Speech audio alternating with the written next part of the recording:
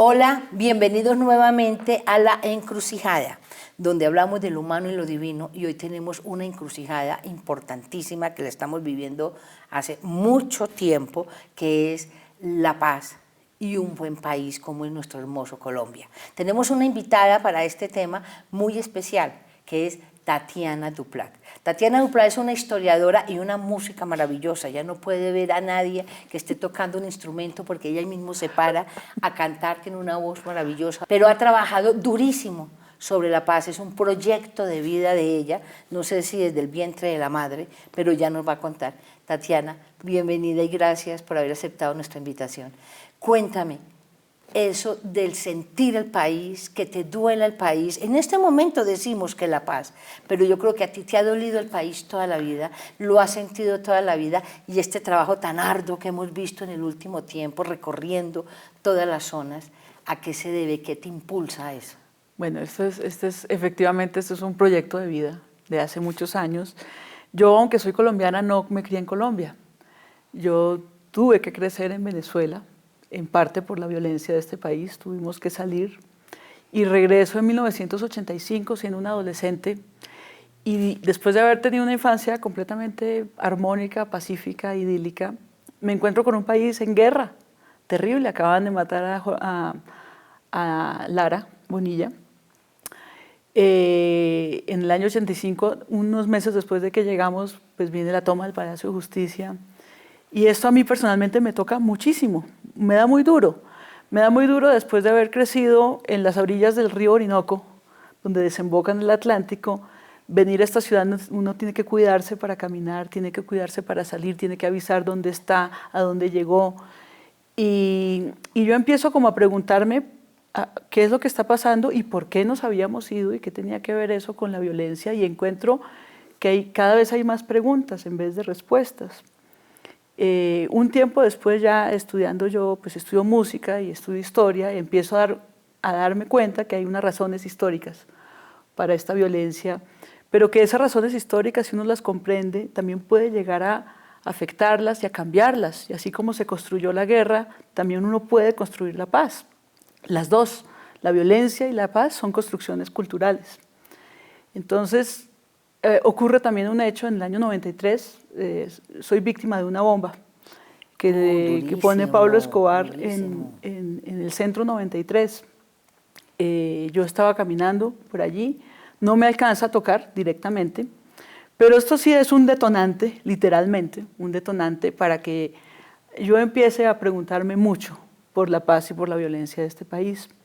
Y en este proceso llego a Colcultura, al Instituto Colombiano de Cultura, año 97, se están creando las emisoras comunitarias, y este proyecto de creación y acompañamiento de las emisoras comunitarias me lleva a mí como historiadora a recorrer el país entero para acompañar el montaje y la construcción de proyectos de comunicación, para que estas herramientas, estas emisoras sirvieran de herramienta para construir desarrollo y paz local en medio de la guerra. Este país no se conoce entre sí, por eso la televisión pública y la radio pública y luego la radio comunitaria tiene un papel muy importante a poner a dialogar el país, porque parte de la violencia que vivimos tiene que ver con la exclusión, sí, y con la ruptura, que no hay vínculos, hay rupturas entre regiones, rupturas entre culturas.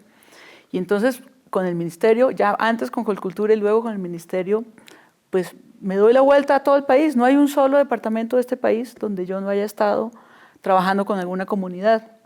Y esto ya me pone en contacto directo con los protagonistas, los que sufren el conflicto y algunas veces los que lo ocasionaban, porque en este recorrido uno va encontrándose con los actores armados. Yo me acuerdo que en la época de Juan Luis Mejía nos mandaban a San Vicente de Caguán antes de que fuera zona de distensión, y nos enviaron con un papel, un salvoconducto que tenía el búho de Colcultura, y decía: a todas las autoridades civiles y militares de la región, anunciamos que las funcionarias Tatiana y Janine, que iba con Janine Elgassi, acompañándola a ella, van en una misión cultural, van a hacer el acompañamiento de las emisoras comunitarias. Y este salvoconducto uno se lo presentaba a todo el que apareciera, y uno no sabía si eran militares o guerrilleros. La vida me lleva a trabajar con desmovilizados. Entre el año 2008 y 2010, más o menos, en una época en que en este país, a través de la ACR, que es la entidad que hoy ayuda a la desmovilización, se desmovilizaban 20 guerrilleros al mes. Yo como historiadora, haciendo estos recorridos con las víctimas, con los victimarios, pues me doy cuenta que lo que hace falta son proyectos que permitan restablecer vínculos. Vínculos que se rompieron con la memoria. Tejido social. Tejido social, le decimos en sociología, y los científicos sociales le dicen eso, son los vínculos solidarios que te hacen ser parte de una comunidad, de un grupo, de un proyecto colectivo. Lo que rompe la violencia al irrumpir no es solo que acaba con vidas, sino que acaba con esos proyectos colectivos. Sí, entonces ya mezclamos comunicación, memoria y construcción de paz desde esa época, desde el año 2002 más o menos empezamos a trabajar.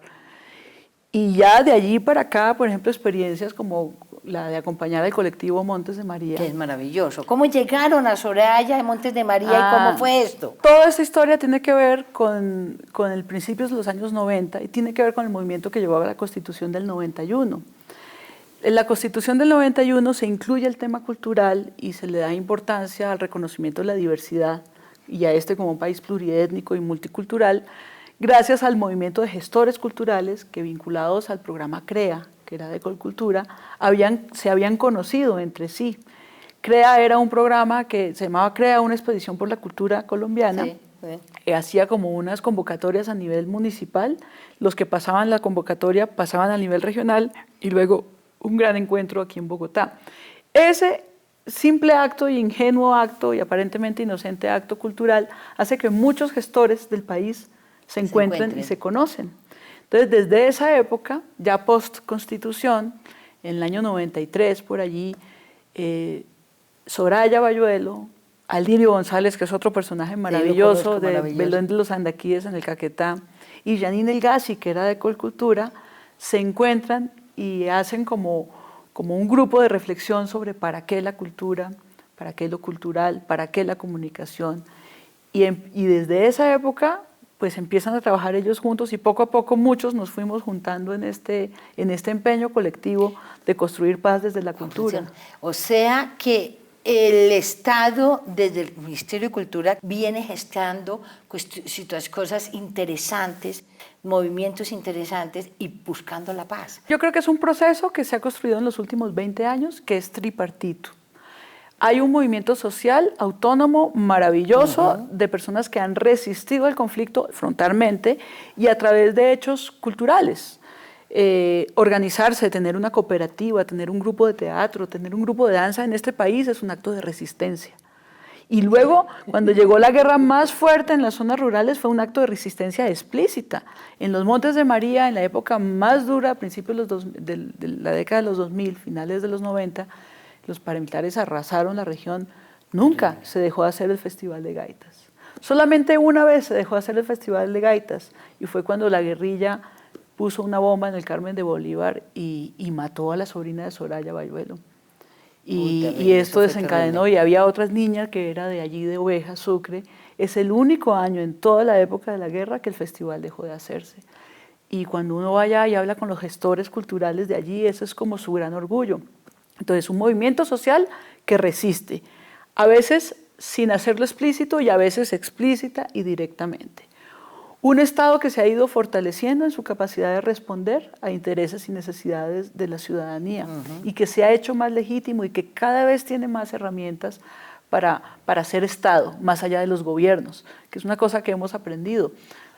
Los que hacemos construcción de instituciones sabemos que los procesos se anidan en la medida que no dependan de los gobiernos. Y nosotros vemos hoy en día, cuando analizamos hacia atrás, vemos que experiencias como el PNR, el Plan Nacional de Rehabilitación, CREA, una expedición por la cultura colombiana, el proyecto de los estudiantes universitarios que iban a hacer las prácticas, Opción Colombia, que no, ese no era estatal. Pero eran movimientos estatales, perdóname que te interrumpa, que nunca trascendían, los acababan. Sí. Porque no nacían de la gente, sino eran un poco impuestos. No, vienen del Estado y en algún momento perviven los que logran encontrarse con el movimiento social. Exacto. Pero lo que yo también veo hoy en día es que muchos de nuestros enlaces regionales y locales de Caracola son personas que estuvieron antes en el Plan Nacional de Rehabilitación o son gestores culturales que venían de otros procesos. Un proyecto que hicimos desde el Ministerio de Cultura que se llamaba Radios Ciudadanas, por ejemplo, ya cumple como unos 15 años y ha generado mucho conocimiento sobre la relación entre la sociedad civil y el Estado. Y yo creo que más recientemente, pero muy decididamente, el sector privado empieza a apostarle a la paz. Cuando trabajamos con la ACR, por ejemplo, la Alta Consejería para Reintegración, lo que vimos era un esfuerzo inmenso de Frank Perl, que era su director en esa época, por vincular a las grandes empresas al propósito de la reintegración. Y yo te puedo decir que hoy este proceso de paz es posible porque tenemos ese apoyo de la empresa privada. ¿Tú piensas que esto que acaba de pasar, la paz, lo que se acaba de firmar, porque el Nobel es de todos los colombianos, no es de Santos? Completamente. Vamos a salir adelante, porque es que firmar con la guerrilla no es que se acabaron los problemas, viene la delincuencia común, vienen los que no se están organizando, de las FARC, que ya dijeron que no, como dijeron unos del Guaviare, que ya no entraban en las filas de la paz. ¿Tú piensas que, para cerrar, una frase, cuál es la encrucijada de la paz en este momento? La encrucijada ahora es involucrar en este proceso a la sociedad civil más, que lo apoye, que lo rodee, que rodee a la gente que le apostó a la paz, porque para un excombatiente que entró a los 13, 14 años, que no sabe, que no tiene otra manera de vivir, es terrible. Muy grande el susto de pensar que se va a involucrar a una sociedad que nunca lo ha reconocido. Más allá de los programas oficiales hay que hacer un cambio, nuestra encrucijada está en lograr un cambio cultural de la manera de entender el proceso y la convivencia con personajes que son, claro que sí, muy distintos a uno. Y claro que uno no aprueba de ninguna manera el que hayan optado por las armas para cambiar este país. Pero ellos dieron un paso y creo que nos corresponde a nosotros dar otro paso y ajustarnos. Todos vamos a tener que ajustarnos. Muchas gracias, Tatiana. De verdad, este tema es infinito, conversarlo con ella y tenemos mucho y lo continuaremos más adelante. Gracias por ese optimismo y de verdad todos tenemos que trabajar por la paz. La encrucijada está en que todos, como dice Tatiana, nos involucremos. Y acuérdese, si tiene algo que decir sobre este tema o otros, este es su espacio. Escríbanos, por favor.